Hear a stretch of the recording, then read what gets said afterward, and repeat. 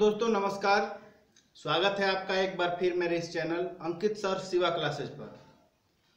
दोस्तों सबसे पहले मैं आपसे एक माफ़ी मांगना चाहता हूं कि पिछली वीडियो में जो कि मैंने पार्ट 6 बनाया था, लिखा तो मैंने पार्ट 6 ही था, लेकिन मेरे मुंह से भूलवश पार्ट 5 बोल दिया गया। इसके लिए हम खेद जताते हैं। और इसके बाद हम लोग अब वीडियो का पार्ट 7 लेकर आए हैं। जैसा कि आपको हमारे पीछे दिखाई दे रहा है, ऊपर की दिशा में आपको दिखाई दे रहा है प्रकाश का परावर्तन। ये कक्षा 10 का फर्स्ट चैप्टर है और कक्षा 12 में भी आपको देखने को मिल जाएगा। एक हेडिंग मैंने डाला है ऊपर की तरफ कि अवतल दर्पण द्वारा वस्तु की दूरी u, प्रतिबिंब की दूरी v तथा फोकस दूरी f में संबंध स्थापित करना।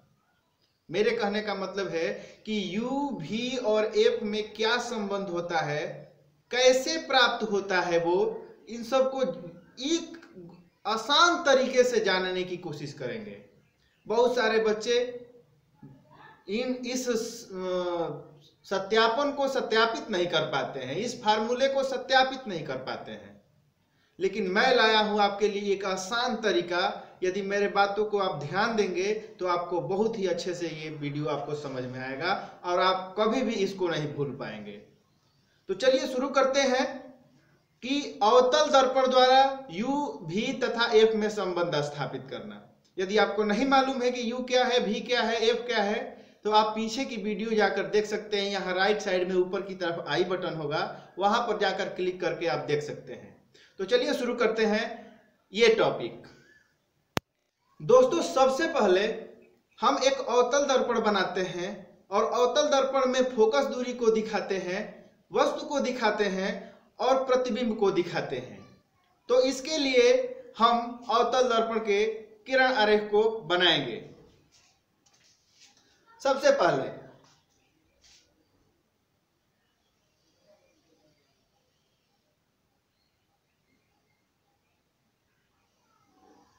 ये हो गया एक अवतल दर्पण, मतलब कॉनकेव मिरर।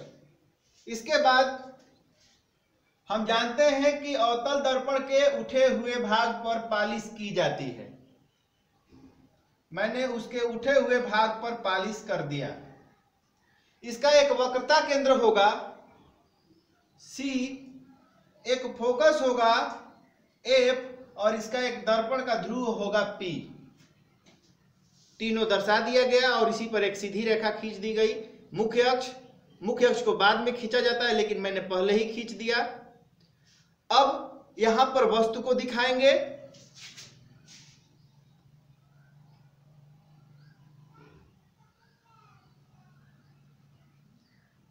हमने वस्तु को दिखा दिया। अब वस्तु का प्रतिबिंब कहां बनेगा, ये किरणों पर निर्भर करेगा, क्योंकि आपतित किरणों के कटान बिंदु को वस्तु कहते हैं और परावर्तित किरणों के कटान बिंदु को प्रतिबिंब कहते हैं। तो जब तक किरणें परावर्तित नहीं होंगी तब तक एक दूसरे को काटेंगी नहीं, जब तक एक दूसरे को काटेंगी नहीं तब तक प्रतिबिंब का निर्माण होगा नहीं। इसलिए किरणों की जरूरत पड़ेगी, इसलिए हम किरणों को दर्शाते हैं। सबसे पहले एक मुख्य अक्ष के समांतर किरण जाएगी और दर्पण से टकराने के बाद फोकस से होकर चली जाएगी। फोकस से होकर चली गई, ये किरण है। इसके बाद एक किरण जो होती है वक्रता केंद्र से होकर जाती है और दर्पण से टकराने के बाद अपने ही मार्ग में वापस लौट जाती है।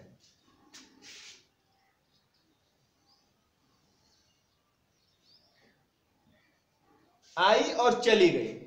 इसके बाद जहां परावर्तित किरणें एक दूसरे को काटी हैं वहां से मुख्य अक्ष पर लंब खींच लेते हैं, अभिलंब खींच लेते हैं, वही प्रतिबिंब होता है, वही वस्तु का प्रतिबिंब होता है, वही वस्तु का प्रतिबिंब होता है। देखिए प्रतिबिंब, यहां पर किरणें एक दूसरे को काटी हैं, यहां से लंब खींच लिया, ये प्रतिबिंब हो गया।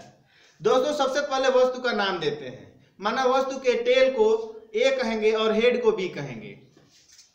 हमने इसको ए कहा, इसको बी कहा, इसको हमने ए डैश कहा, इसको हमने बी डैश कहा। दोस्तों एक इस चित्र में एक और पॉइंट ध्यान देने योग्य होती है जो लोग छोड़ देते हैं अक्सर। इसको कभी मत भूलिएगा कि यहां पर आपको दिखाई दे रहा है एक बिंदु और यहां से एक अभिलंब नीचे डाट डाट की तरफ अपने समझने के लिए खींच देते हैं, क्योंकि हमें सूत्र का निगमन करना है। तो हमने यहां से एक डाट डाट करके एक लाइन खींच दिया नीचे की तरफ। जब हमने लाइन खींचा तो इस बिंदु को हमने M माना और इस बिंदु को हमने N माना। अब हमारा चित्र हो गया पूरा। इस चित्र की सहायता से हम U, V तथा F में संबंध आसानी से प्राप्त कर लेंगे। जरूरत है 5 प्रकार के समीकरणों की। हम शुरुआत समीकरण 1 से करेंगे और पहुंचेंगे समीकरण 5 पर, और 5 से लेकर U, V, F में संबंध को सिद्ध कर दिया जाएगा। देखिए सबसे आसान तरीका मेरे साथ, मैं हूं अंकित कुमार। चलिए शुरू किया जाए। दोस्तों सबसे पहले हम इसको 2 सेक्शन में बांट देते हैं, क्योंकि बोर्ड हमारा छोटा है। चलिए सिद्ध करना होगा तो चित्र का प्रयोग करेंगे। तो हम यहां पर लिख दे रहे हैं चित्र से।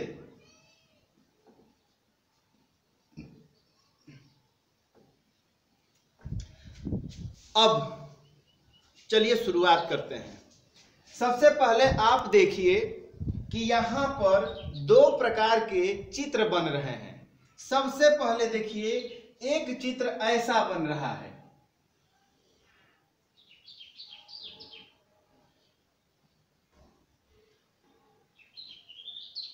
ये A है, ये B है, ये C है, ये A डैश है और ये B डैश है। आप देखेंगे कि यहाँ पर A B, यहाँ C, यहाँ पर A डैश B डैश, यहाँ A डैश B डैश आपको नजर आ रहा है। इस चित्र से हम समीकरण 1 प्राप्त करेंगे। फिर आपको दूसरा पॉइंट आपको मैं बताऊंगा कि आपको एक और चित्र इसमें दिखाई देगा ऐसे।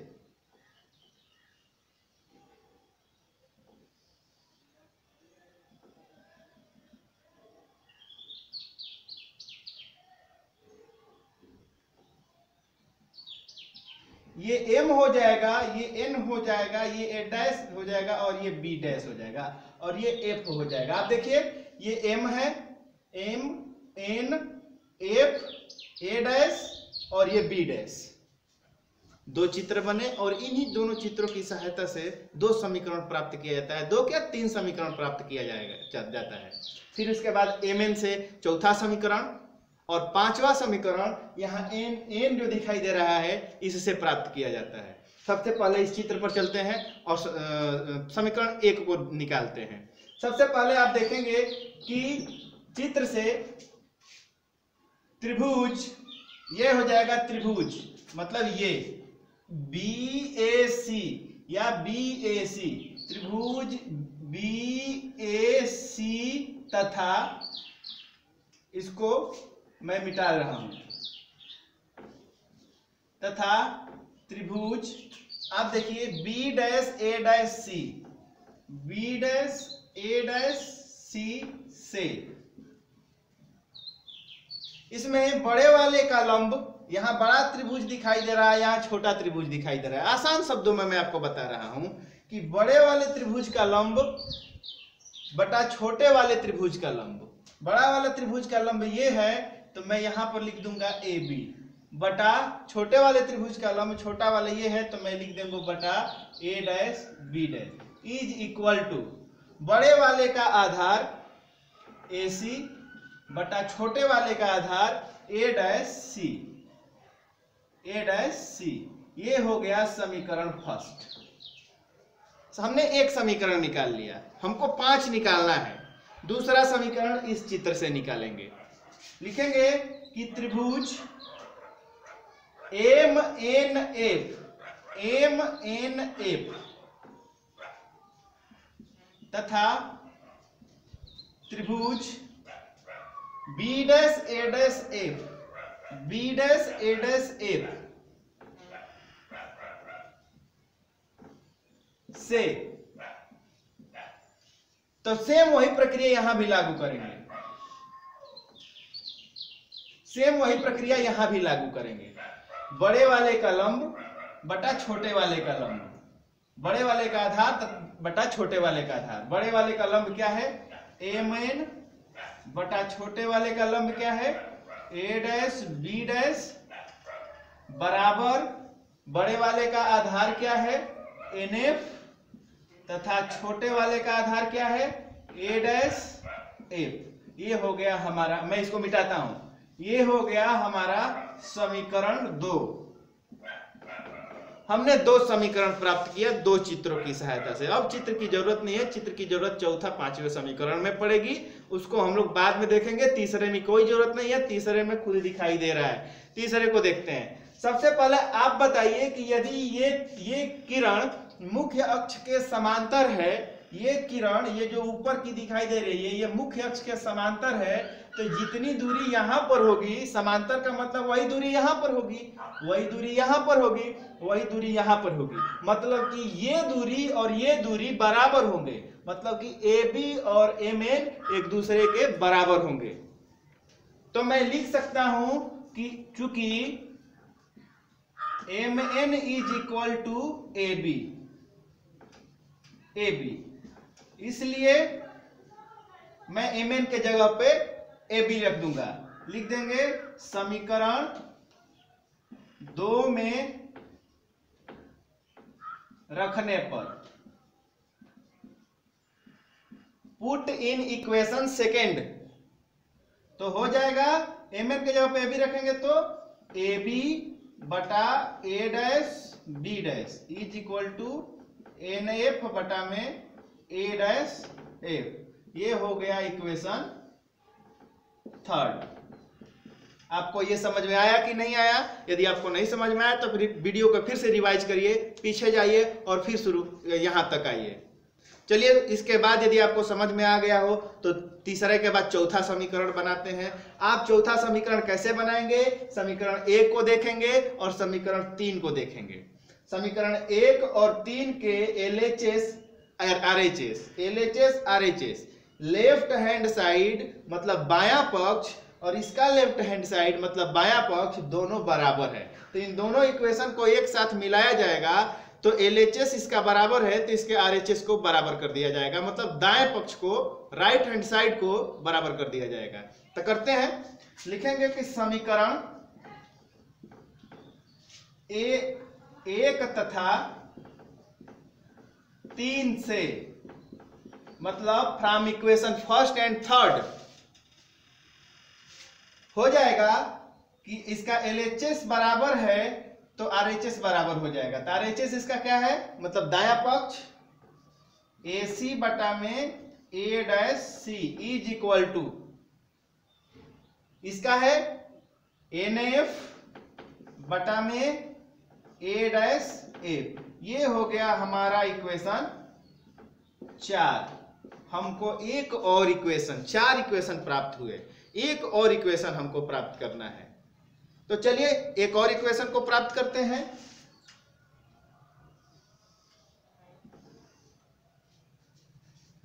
तो 5वें इक्वेशन को देखने से पहले हम समझेंगे कि यह दर्पण का द्वारक एक शब्द आता है। द्वारक क्या होता है आपको मैं चित्र में दिखा दूं कि यहां पर ये जो बिंदु दिखाई दे रहा है और ये जो बिंदु दिखाई दे रहा है, मैं इसको P मान रहा हूं और इसको Q मान रहा हूं। इसी को दर्पण का द्वारक कहा जाता है। इसी को, यदि ये दर्पण का द्वारक छोटा होता, मान लीजिए यहां तक होता तो कोई बात नहीं है, थोड़ा और छोटा होता, थोड़ा और छोटा होता तो किरण ऊपर से तो जाती नहीं, थोड़ा नीचे से जाती। कहने का मतलब है कि ये किरण यहां से जाती, यहां पर आकर मिलती। यदि ये छोटा होता तो जब यहां पर मिलती तो लंब गिराते, तो लंब गिरने पर ये थोड़ा सा इधर की तरफ पुश कर जाता, आगे बढ़ जाता। थोड़ा द्वारक और छोटा होता तो एन थोड़ा और पुश करता P की तरफ। दर्पण का द्वारक एक कदम छोटा हो जाए तो एन की जो स्थिति होगी वो P पर जाकर सिमट जाएगी, मतलब वो P पर चला जाएगा। तब एक चीज देखने को मिलता है कि n यदि P पर चला जाएगा तो n से F तक की दूरी P से F तक की दूरी के बराबर हो जाएगा, P से F तक की दूरी के बराबर हो जाएगा। तो आप समीकरण 4 में देख रहे हैं कि NF है, तो क्या मैं लिख सकता हूं कि यदि दर्पण का द्वारक छोटा हो तो NF बराबर PF? लिख सकता हूं। तो मैं लिख रहा हूं कि यदि दर्पण का द्वारक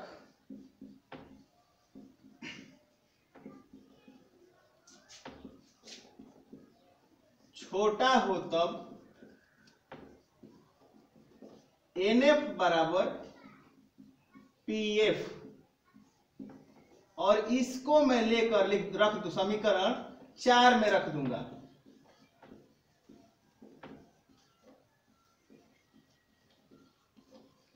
पुट इन इक्वेशन 4, तब स्थिति इसकी कैसी नजर आएगी। ये हो जाएगा AC बटा में A' C is equal to NF बटा में A' F। ये हो गया इक्वेशन 5। हमको इसी तक पहुंचना था, हमको पांचवा इक्वेशन प्राप्त हो गया। यदि हमको पांचवा इक्वेशन प्राप्त हो गया तो पूरा सवाल का आधा मतलब 50% से अधिक 60-70% हो गया। थोड़ा सा बस रह गया है। यदि आपको यहां तक आ जाएगा तो सब कुछ आ जाएगा। चलिए अब इसके बाद हम लोग समझेंगे कि अब यहाँ ये जो दिखाई दे रहा है ये सब क्या है। अब इसको बढ़िया से समझने के लिए मैं आपको एक बार और दोहरा दूं कि ये जो इक्वेशन A है ये या इस आकृति से प्राप्त हुआ है, इस आकृति से प्राप्त हुआ है। इक्वेशन 2 जो है इस आकृति से प्राप्त हुआ है, इस आकृति से प्राप्त हुआ है। जो 3 है वो Mn के जगह पे AB रखने के लिए यहां वाली स्थिति, तो Mn के जगह पे AB रखकर सेम वही चीज दिखाई दिया है। उसके बाद जो चौथा इक्वेशन है वो NF को तीसरा और पहले को हल करने पर प्राप्त हुआ है। इसका LHS कट गया है तो RHS बचा है, ये यहाँ पर, ये यहाँ पर। फिर इसके बाद दर्पण का द्वारक छोटा होने पर NF के जगह पे हमने बस केवल PF रख दिया है। NF यहाँ NF नहीं, मैं गलती से लिखा गया तो मैं इसको लिखूंगा PF। अब सही है। इसके बाद अब हम लोग देखेंगे कि तो इसके बाद की जो स्थिति है वो पार्ट 6 जो पिछले वीडियो में चिन्ह परिपाटी हमने समझाया था उसमें देखने को मिलेगा। उसमें वस्तु की दूरी को U, प्रतिबिंब की दूरी को V और फोकस दूरी को F को धन और ऋण के रूप में विभाजित किया था मैंने। यदि ये दर्पण के बाएं तरफ की जो समस्त दूरियां हैं वो ऋणात्मक में ली जाती हैं, आप चाहें तो उस वीडियो को जाकर देख सकते हैं यदि ये वीडियो आपको नहीं समझ में आ रहा है तो। क्योंकि ये यदि चतुर्थांश के रूप में बांट दिया जाएगा, यदि ये चतुर्थांश के रूप में बांट दिया जाएगा तो इधर की समस्त दूरियां ऋणात्मक में होंगी, इधर की समस्त धनात्मक में, ऊपर की तरफ धनात्मक में और नीचे की तरफ ऋणात्मक में।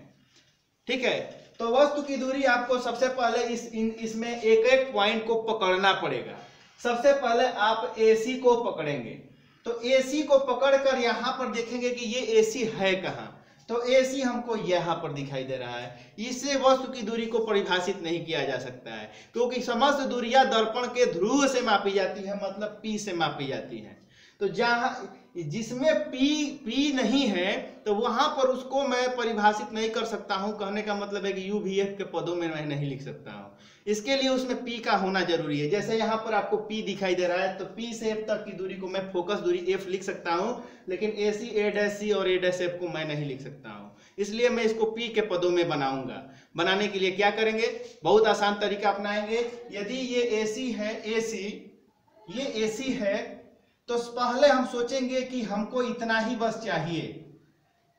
हम लोग मिलजुल कर पूरा AP खरीद लेंगे, AP। फिर मेरे को तो चाहिए AC, तो मैं आपको 2 आदमी मिलकर पूरा AP खरीद लेंगे और मैं उसमें से मेरे को चाहिए AC केवल, तो मैं उस AP में से PC निकालकर दूसरे को दे दूंगा। कहने का मतलब है कि समस्त दूरी AP लेंगे और उसमें से PC को निकाल देंगे तो AC बचेगा। AP लेंगे उसमें से PC को निकाल देंगे तो केवल AC बचेगा। इसका मतलब AC को हम लोग लिख सकते हैं AP माइनस PC। तो लिखूंगा मैं AP माइनस PC बटा में। फिर इसके बाद आपको दूसरी A' दिखाई दे रही है यहाँ पर A', तो इसके लिए हम पूरा लेंगे और इस पूरे में से केवल इतना निकाल देंगे तो केवल A' ही तो बचेगा। तो इस पूरे को लेंगे PC और इसमें से निकाल देंगे A', माइनस, माइनस का मतलब निकाल देना, निकाल देंगे तो बचेगा a डैश c, मतलब a डैश c को मैं pc minus a dash p लिख सकता हूं इज इक्वल टू pf। तो pf को लिए आप देखेंगे कि pf तो खुद ही दर्पण के ध्रुव से मापा जा रहा है, तो इसको तो फोकस दूरी कहा ही जाएगा, इसको छोड़ देंगे pf। इसके बाद a डैश f देखेंगे, a डैश f यहां पर है, सब सेम वही फार्मूला, इस पूरे को लेंगे उसमें से इतना निकाल देंगे, इतना बचेगा। इसका मतलब है कि पूरे को लेने का मतलब है कि a डैश p ले लिए और इसमें से pf को हमने निकाल दिया। तो अब आप देखेंगे कि इसमें भी p है, इसमें भी p है, p p p p p, तो दर्पण के ध्रुव से समस्त दूरियां मापी जाएंगी। अब जहां पर जो है उसको लेकर रख दीजिए, वस्तु की दूरी यहां पर है, तो यहां से यहां तक की दूरी को u कहा जाएगा। तो AP को देखें तो AP कहाँ है, AP यहाँ है, तो यहां से यहां तक की दूरी को u कहेंगे। याद रहे कि ये दर्पण के बाएं तरफ है, इसलिए इसको ऋणात्मक में रखा जाएगा। तो मैं यहां पर लिखूंगा ऋण u माइनस PC को देखा जाए PC। ये जो PC दिखाई दे रहा है ये वक्रता त्रिज्या r है और ये फोकस दूरी की दोगुनी होती है, ये पूरी दूरी इसकी दोगुनी होती है, इसलिए मैं इसको f प्लस f दो बार लिख सकता हूं, मतलब 2f लिख सकता हूं। वो भी ऋणात्मक में लिखूंगा क्योंकि ये बाएं तरफ है। मैंने इसको लिख दिया। इसके बाद आता है फिर से PC, वही PC, सेम PC यहां पर हमने इसको लिखा, फिर वहीं पर यहां पर वही लिखेंगे माइनस 2f, फिर माइनस a डैश p को देखा जाए, ये प्रतिबिंब बना है, प्रतिबिंब तक की दूरी को भी कहते हैं माइनस भी, यहां भी माइनस भी क्योंकि ये दर्पण के बाएं तरफ है, सामने बना हुआ है, इज इक्वल टू। इसके बाद आता है pf माने फोकस दूरी, ये भी ऋणात्मक होगा, बाएं तरफ है, तो माइनस f बटा a डैश p आपको यहां नजर आ रहा है तो इसको यहीं पर लेकर रख देंगे, माइनस pf आपको यहां नजर आ रहा है तो इसको यहां पर लिख देंगे माइनस 2f। अब लेकर इसको हल करेंगे, हल करने पर हमको प्राप्त होगा minus u minus minus plus 2f बटा में माइनस 2f प्लस भी minus minus plus is equal to minus f बटा में माइनस भी प्लस 2f। आपको यहां पर एक दिखाई दे रहा है इक्वेशन। अब इसको जब हल किया जाएगा तो देखा जाएगा, इसको इससे गुणा करेंगे, इसको इससे गुणा करने के बाद फिर इसी को इससे करेंगे, फिर इसको इससे करेंगे, फिर इसको इससे करेंगे, फिर इसके बाद इसको इससे। चलिए करते हैं, माइनस यू को माइनस भी से प्लस यू भी, फिर इसको यहां से माइनस 2f भी हो गया। पर इसके बाद इसका बारी है, इसको इससे माइनस 2f भी, फिर इसका इससे प्लस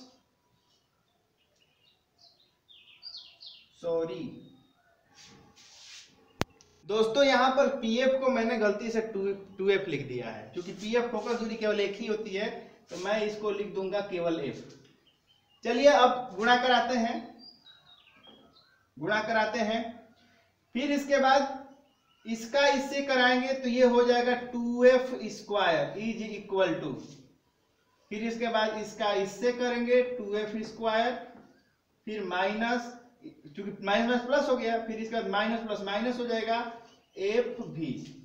ये हो गया हमारा इक्वेशन। फिर इसके बाद यहाँ प्लस है, यहाँ प्लस है, दोनों समान तरफ है तो ये कट जाएगा। फिर इसके बाद माइनस वाले को प्लस बनाएंगे, तो इधर जिधर यदि किसी भी पक्ष में माइनस वाला है उसको पक्षांतर कर देंगे तो प्लस में बदल जाता है। ऋण में ये है, ऋण में ये है, ये भी ऋण में है। देखिए इसमें कुछ हमने गलती किया है, आप यहां से देख कर बताइए कि u और u में करेंगे u भी हो जाएगा, और u f में करेंगे तो u f तो होगा, तो मैं यहां पर लिख दूंगा माइनस uf। चलिए इसके बाद क्या करेंगे हम कि u भी प्लस में है, इसको इधर ही छोड़ देंगे, माइनस में f भी है उसको इधर से इधर लाएंगे और इन दोनों को उधर भेज देंगे। तो इन दोनों को ना भेजकर मैं केवल इसको ही ला रहा, सॉरी यहां इन दोनों को भेज रहा हूं, तो आपको देखने को मिलेगा माइनस वाला जब उधर जाएगा तो uf हो जाएगा, फिर ये उधर जब जाएगा तो प्लस 2f भी हो जाएगा, और माइनस f भी उधर है, उधर वैसे ही छोड़ दीजिए क्योंकि f भी जाकर उसको प्लस कर देगा, क्योंकि 2 है, एक घट जाएगा तो एक प्लस में बचेगा। फिर इसके बाद u भी बराबर ये हो जाएगा uf, प्लस 2FB में से FB, 2FB है उसमें से एक FB चला जाएगा तो एक ही तो बचेगा, यदि एक चला जाएगा तो एक ही तो बचेगा, तो मैं एक लिख दे रहा हूं FB।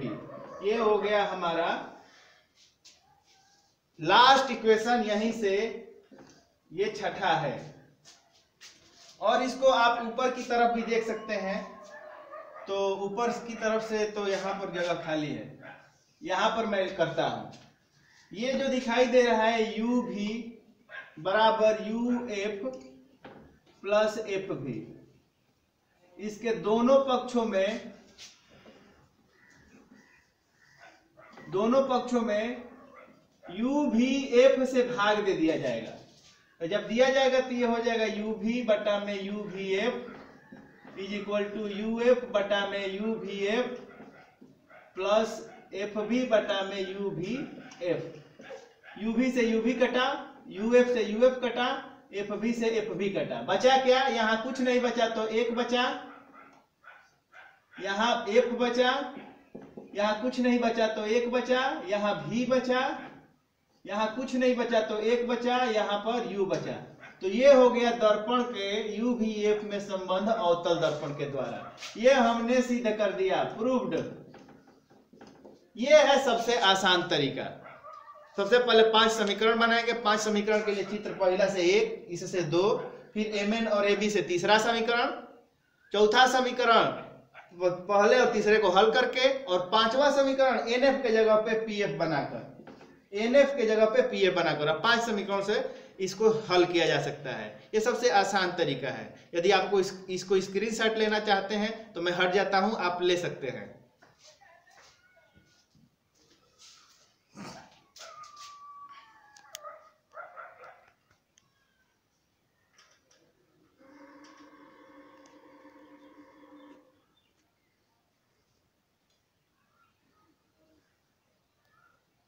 तो दोस्तों ये था वीडियो का पार्ट 7। इसमें हमने अवतल दर्पण द्वारा UVF में संबंध स्थापित करना सीखा। अगले वीडियो जो कि पार्ट 8 में बनेगा, उसमें हम उत्तल दर्पण से लेकर UVF में संबंध जो कि 1/F is equal to 1/V plus 1/U होता है, उसको सीखेंगे। तब तक के लिए धन्यवाद। यदि आपको मेरी पढ़ाई अच्छी लग रही है तो इस चैनल को सब्सक्राइब करें, दूसरों के साथ शेयर करें, और यदि हमारे में कोई त्रुटि हो किसी भी प्रकार को तो हमें अपना छोटा भाई समझकर मुझे कमेंट बॉक्स, वीडियो के नीचे कमेंट बॉक्स में अपनी राय जरूर दें। धन्यवाद।